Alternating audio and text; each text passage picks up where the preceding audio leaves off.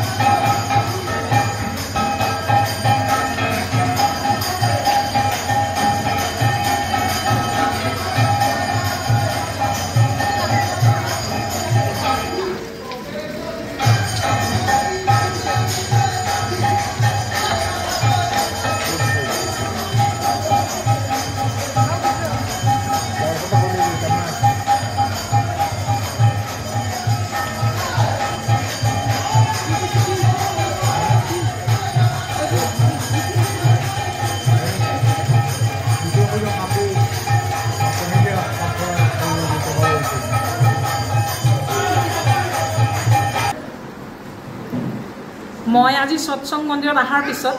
আপোনালোকক মই গোটেই প্ৰথম মই ঠাকুৰ দৰ্শন কৰিলোঁ ঠাকুৰ দৰ্শন কৰাৰ পিছত মই গোটেই মন্দিৰৰ গোটেই যিখিনি মন্দিৰ গোটেই প্ৰদক্ষিণ কৰিলোঁ আৰু সেই পৰিৱেশটো মোৰ ইমানেই শান্তি লাগিলে ইমানেই নিকা লাগিলে সঁচাকৈ সকলোৱে যদি আমি সৎসংগীয়েই নহয় গোটেই পৃথিৱীখনে যদি এনেকৈ নিকা হৈ থাকিব পাৰোঁ তেতিয়াহ'লে আমাৰ ভিতৰৰ পৰা মলিনতাটো আঁতৰি যাব আৰু এই যে এটা যে সুন্দৰ এটা জীৱন সেই জীৱনটো আমি সকলোৱে অতিবাহিত কৰিব পাৰোঁ তাৰপিছত মই এটা গৃহৰ ভিতৰত আমাৰ ঠাকুৰ মন্দিৰৰ কেম্পাছৰ ভিতৰতে এটা গৃহৰ ভিতৰত কীৰ্তনৰ মাত শুনিছিলোঁ আমি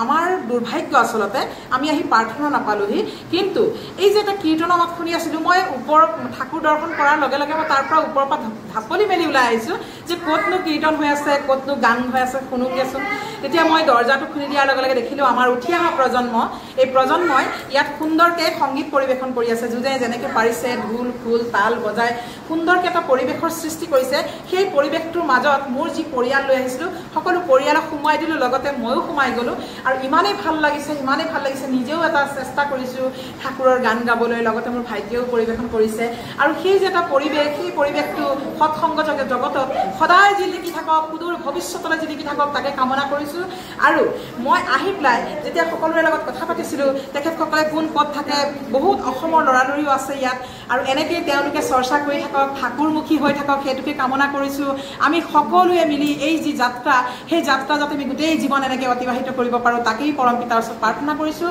আৰু মোৰ ভাইটি আছে এয়া মোৰ গুৰু ভাই তেখেতে কৈছে মই তেখেতক সুধিছিলোঁ যে বাংলা ক'ব পাৰে আৰু হিন্দী ক'লেও ক'ব পাৰে মোৰ চেনেলটো যিহেতুকে মোৰ চেনেলটো অসমীয়া চেনেল আৰু সেইকাৰণে মই বাৰম্বাৰ বিচাৰোঁ যে মই অসমীয়াত গোটেইখিনি কথা ক'ব বিচাৰোঁ তেতিয়া তেওঁক সুধিছিলোঁ তেখেতৰ ঘৰ ক'ত তেতিয়া তেওঁ মোক কৈছিলে মোৰ ঘৰ বহুত দূৰ নহয় অসমতে আমবাগানত বাহ বৰ ভাল লাগিলে শুনি পেলাই মোৰো ভাল লাগিছে একেবাৰে মোৰ নিচেই কাষত এই ভাতৃৰ ঘৰ আৰু সেয়েহে ভাতৃৰ পৰা মই কেইটামান প্ৰশ্ন কৰিম তেওঁনো ইমান দিন ইয়াত কেতিয়াৰ পৰা আছে কি কথা এই ইম্ফল টাউনত কেতিয়াৰ পৰা তেখেত আছে আৰু কেনেকৈ আছে আৰু এই মন্দিৰ কেনেকৈ নিৰ্মাণ হৈছে গোটেই কথাখিনি তুমি যদি অকণমান বুজাই পেলাই কোৱা তেতিয়া আমাৰ গোটেই ভাৰতবৰ্ষত গোটেই বিশ্বত যি আমাৰ সৎসংগ আছে সকলোৱে গম পাব যে আমাৰ এই ইম্ফলৰ নিচিনা জেগাটো যে আমাৰ সৎসংগ জগতখন জিলিকি আছে অকণমান তুমি ক'বা নেকি তুমি এই আমাৰ ইম্ফলৰ মন্দিৰৰ বিষয়ে বা তুমি থকা কিমান দিন হ'ল জৰুৰ মোৰ পৰিচয় মোৰ নাম নিপেশ বৰ্মন মোৰ ঘৰ এটা আমবাগান নগাঁও ডিষ্ট্ৰিক্ট সৰুৰে পৰা মোৰ জন্মকৰ্ম মণিপুৰতে আৰু মই ইয়াতে ডাঙৰ দীঘল হৈছোঁ পঢ়িবৰ কাৰণে মই বাহিৰত কেইবছৰমান কাৰণে গৈছিলোঁ সেইটো কাৰণে মোৰ অসমীয়া ইমান এটা ভাল নহয় আপোনালোক অলপ চাওক আমি যি শিকিছোঁ বিশেষকৈ দেউতাই আমি আমাৰ যি সৎসংগৰ মানে প্ৰচেছটো কি হ'ল এই যে জন্মান্তৰ এটা কিবা এটা থাকে এতিয়া মই শিকিছোঁ মোৰ দেউতাৰ পৰা এতিয়া যে আমাৰ যে গোটেই মানুহৰ সৈতে হ'ব পাৰে এনেকুৱা বহুত মানুহৰ হয়তো তেজৰ সম্পৰ্ক থাকিব পাৰে কিন্তু সেইটো কোনো মূল্য নহয় আমাৰ ইয়াতে গোটেই মানুহ যিয়ে ধৰ্মৰ হওক যিয়ে পৰ্যায়ৰ হওক যিয়ে নহওক আমি সকলোৱে কিন্তু তেওঁৰ সন্তান আমাৰ এটা পৰিৱেশ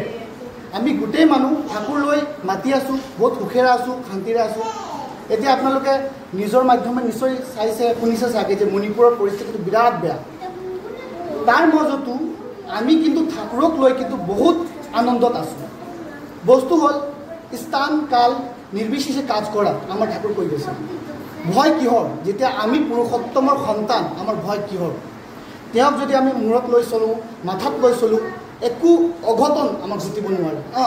তেওঁ কিন্তু কথা মানি চলিব লাগিব কৰিব লাগিব সেইটো আমাৰ সৎসংগীৰ প্ৰধান এতিয়া এই মন্দিৰখন বহুত পুৰণি বহুত বছৰ আগত আমাৰ এতলা আছিল তাৰপাছত আমাৰ শ্ৰদ্ধেয় মানস জেঠু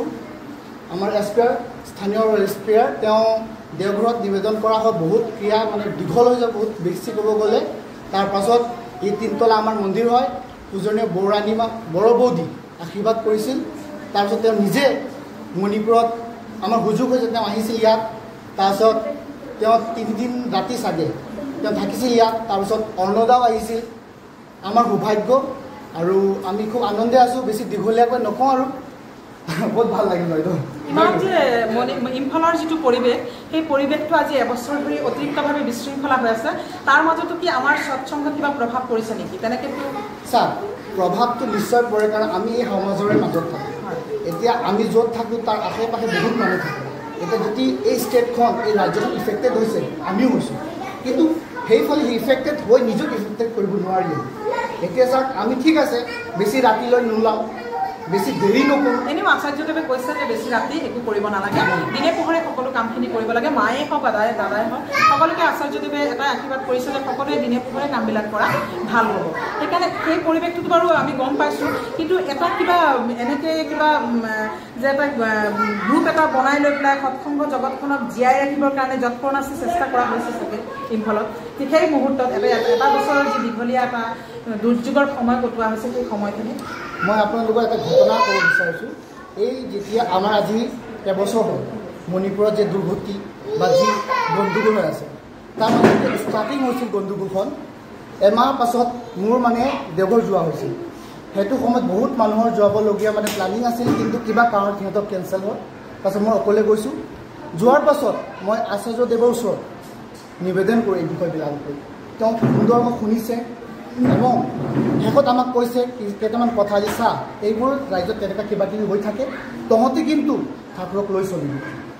য'ত ঝামেলা বেছি হয় সেইফালে নাযাবি, বেছি ৰাতি নকৰিবি, সোনকালে ঘৰ ফালে গুচি যাবি, কিন্তু ঠাকুৰক লৈ চলিব লাগিব। তাৰপাছত মই কৈ দিওঁ, তাৰপাছত মই অবিন দাদা পৰম পূজনীয় অবিন দাদাৰ ওচৰত যাওঁ, গোটেই বিষয়বিলাক মই যেতিয়া বুজাই কওঁ তেওঁক যে আমি বঙালীত কৈছিলোঁ মই যে আগে দাদা আমরা মণিপুরবাসী অতি কি বলো আতঙ্কিত, যে সেই সময়ত কিন্তু বিরাট সেইফালে জুই, সেইফালে আপোনাৰ মানুহ মৰি আছে, সেইফালে কিবা কিবি হৈ আছে, চলি আছিল সেইটো সময়ত একেবাৰে। তাৰপিছত তেওঁ ক'লে যে কিচ্ছু হবে আৰু বহুত কিবা কিবি কৈছে তেওঁ, কিন্তু শেষত তেওঁ কৈছে তহঁতক একো নহয়। সেইটোৱে যে মোৰ মনৰ বল, এই কথাষাৰ মই ইয়াত আহি লৈ মই যাৰ সৈতে চলি আছোঁ গুৰুবাহঁতৰ লগত, সিহঁতৰ গোটেই মানুহক এই কথাটা যেতিয়া ক'লোঁ, প্ৰত্যেকৰ হৃদয়ত কিন্তু এটা সাহস, কিন্তু এটা প্ৰেৰণা, আৰু সেইটোৱে লৈ এতিয়ালৈকে আমি জীয়াই আছোঁ আৰু চলি আছোঁ। দেখিছেনে কি সুন্দৰ কথা তেওঁ ইমান ধুনীয়াকৈ বিস্তাৰিতভাৱে ক'লে। আৰু সঁচাকৈ মই গৌৰৱ কৰোঁ মোৰ পৰম পিতাক লৈ পেলাই, যে পৰম পিতাৰ ছত্ৰছায়াত যিমান মানুহ থাকিব, কোনেও কেতিয়াও কোনো সময়ত দুৰ্যোগ, অঘটন, বিপদ সকলোৰে পৰা নিৰ্বিঘ্নে নিৰাপদে থাকিব। আৰু মই এই যে ভিডিঅ'টো বনোৱাৰ কাৰণ এটাই, বাহিৰত যিসকল আমাৰ গুৰু ভাই ভনী আছে সকলোৱে চিন্তা কৰে, আচলতে ঠাকুৰ কৈছে যে সবাৰ মঙ্গল চাও তবেই তো তোমাৰ মঙ্গল হবে। তো এই যে ঠাকুৰে যে এটা কথা কৈছে, এই কথাটো আমি সকলোৱে মানি চলিব লাগিব, যে আমিও তেতিয়া বাহিৰৰ সকলোৱে কিন্তু চিন্তা কৰোঁ যে আমাৰ ইম্ফলত থকা গুৰু ভাই ভনীসকলে কেনেকৈ আছে বা আমাৰ মিতিৰ কুটুমসকল কেনেকৈ আছে। আজি চাওক এই ভাইটিৰ পৰাই গোটেই কথাখিনি গম পালোঁ, আৰু মই মোৰ চেনেলটোৰ জৰিয়তে গোটেই ভাৰতৰ ৰাইজক, আমাৰ যিমান ভাৰতবাসী আছে বা ভাৰতৰ যি সৎসংগী জগতখন আছে, সেই জগতৰ সকলোকে মেছেজটো দিব বিচাৰিছোঁ যে সঁচাকৈ সকলো ভালে আছে আৰু সকলোৱে সুকলমে আছে পৰম পিতাৰ আশীৰ্বাদত। আৰু মই ইয়াৰ পৰাই এনেকৈ বিদায় ল'ব লাগিব পৰম পিতাৰ চৰণৰ পৰা, ইম্ফলৰ পৰা। আৰু মই সকলোকে মংগল কামনা কৰিবলৈ প্ৰভুৰ ওচৰত প্ৰাৰ্থনা কৰিছোঁ, পৰম পিতাই যাতে সকলোৰে মংগল কৰক। জয় গুৰু, জয় গুৰু, জয় গুৰু।